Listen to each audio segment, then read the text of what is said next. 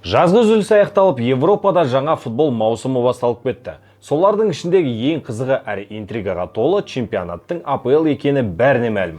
Мұндағы бәсекенің деңгейі соншалықты жоғары, соңғы орында тұрған команда көш басындағы команданы жеңіп кете салады, немесе Манчестер Юнайтед, Тоттенхэм секілді гранттар маусымды 15-16 орында аяқтап, олардың орнын Ньюкасл, Ноттингем Форест секілді клубтар баса салады.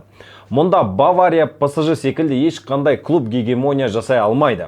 Бір команданың 2 жыл қатарынан чемпион болу сирек кездесетін жағдай. Бүгінгі шығарылымда жаңа маусымдағы командалардың мүмкіндігіне баға беріп, кімнің чемпион атану мүмкіндігі жоғары екенін саралайтын боламыз. Достар, біз футбол жайлы ақпаратты қазақша әрі барынша жоғары сапада беруге тырысып жатырмыз. Сіздерден тек қолдау болса жеткілікті. Лайк басып, комменттай аямайық. Сондай-ақ біздің Telegram және TikTok каналымызға жазылуды ұмытпаңыз. Ол жақтан инсайттық ақпараттарды, қызықты жаңалықтарды және голдардың видеосын көре аласыздар. Қолдау көрсету тегін ғой, сондықтан аямай қолдайық. Әдеттегіде чемпиондыққа талас кезінде фаворит Ливерпуль болып қала береді.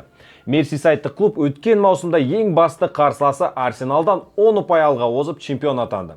Олардың мықты болғаны соншалық квадрупл жеңетін мүмкіндіктері болды. Бірақ ақыр соңында тек премьер-лигада топ жарып, басқа турнирлерде жолы болмады. Осы жазда мерсисайдтықтар жаңа ойыншыларға 300 миллион евро жұмсап үлгерді және мұнымен тоқтамай Ньюкаслдан Александр Исакты сатып алуды жоспарлап отыр.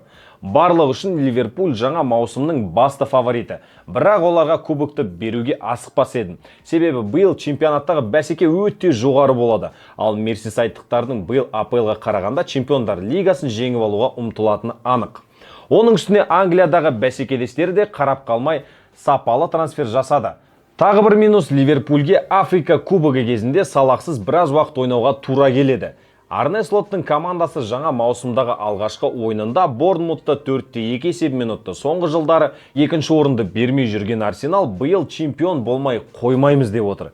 Канонерлер ақыр дегенде мықты орталық шабуылшыға ие болды.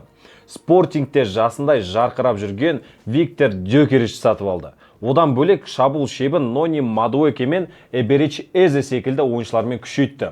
Ал алаң ортасына Мартин Субимендиді алып келді. Жалпы алғанда лондондықтар Ливерпульмен жарысып трансферге 300 миллион евро жұмсады және негізгі ойыншыларын сақтап қалды. Арсенал 3 маусым қатарынан премьер-лигада 2-ші орынға ие болды. Бірақ бұл жолы Артета чемпиондықты жеңуге дайын.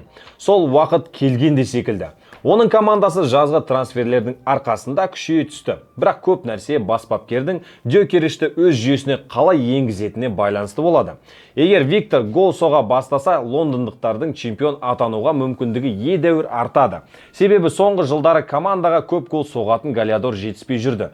Осы тұста Арсенал жанкүйерлері үшін тағы бір қызықты факт айтуға болады. Зеңбіршекшілер 98-99 жылы маусымнан бастап 3 рет қатарынан 2-ші орын алған, ал 4-ші жылы, яғни 2001-2002 жылғы маусымда чемпион атанған. Биыл да сол тарих қайталанатын секілді. Микель Артета шәкірттері жаңа маусымды сәтті бастады. Алғашқы турда Манчестер Юнайтедті, одан кейін Лидсті тізе бүктірді. Ұзақ уақыттан бері алғаш рет Манчестер Сити маусымға фаворит команда ретінде кіре алмай отыр.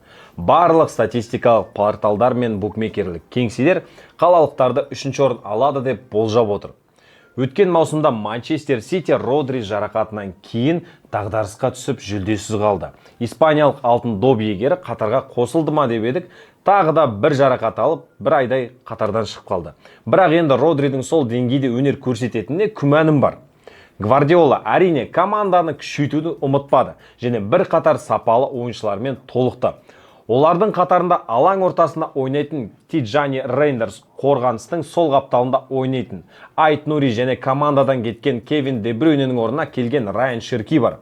Бірақ Гвардиоланың ойынша клубқа сапалы вингерлер жетіспейді және егер бұл ол позицияны нығайта алмаса, тағы да титулсыз қалады. Джек Грилишті Эвертонға жіберді. Фил Фоденде баяғыдай қарқын жоқ. Соңғы кездері Ман-Ситидің Реалда Хаби Алонсоның жоспарына енбей қалған Родригоға қызығушылық танытып жатқаны жиі айтылып жүр.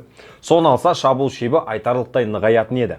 Бірақ Гвардиола қанша трансфер жасағанмен әлі күнге дейін дағдарыстан шыға алмай жатқан секілді. Мұны екінші турда Тоттенхэм көрсетіп жіберді. Төртінші орынға лайықты бір ғана кандидат бар, және олармен бұл орынға ешкім таласа алмайтын секілді. Челси міндетті түрде былтырғыдай үздік төрттікке кіру үшін күреседі. Бірақ титулға таласу екіталай. Жазда құр жатпай клубтар арасындағы әлем чемпионатын жеңіп алды. Турнирдің финалында Европаның ең үздік клубы аталып жүрген ПСЖ-ны оңдырмай ұтты. Энсо Марескаға мықты форвард жетіспей жүрген еді, оған да қол жеткен секілді. Брайтоннан алдыртқан Жоао Педро әлем чемпионатында білгенін істеді. Жаңа маусымда да сәтті бастады. Кристал Пэласқа гол соқпағанымен, екінші турда Вест Хэммен болған ойында бір гол мен 2 ассист рәсімдеді. Оны алмастыратын ойыншы ретінде Лиам Делапты алып Николас Джексонды командасынан алыстатты. Оған қоса екінші Неймарға баланатын жас талантты бразилиялық Вингер Эстевау Видианды қатарына қосты. Бірақ қорғаныстағы мәселелері көңіл көншітпейді. Негізгі қорғаушысы Ливай Колвилл ауыр жарақатты алып, ұзақ уақытқа шығып қалды. Уэфли Фафананың да ойнағанынан жарақаты көп. Трево Чалабаның тәжірибесі аз.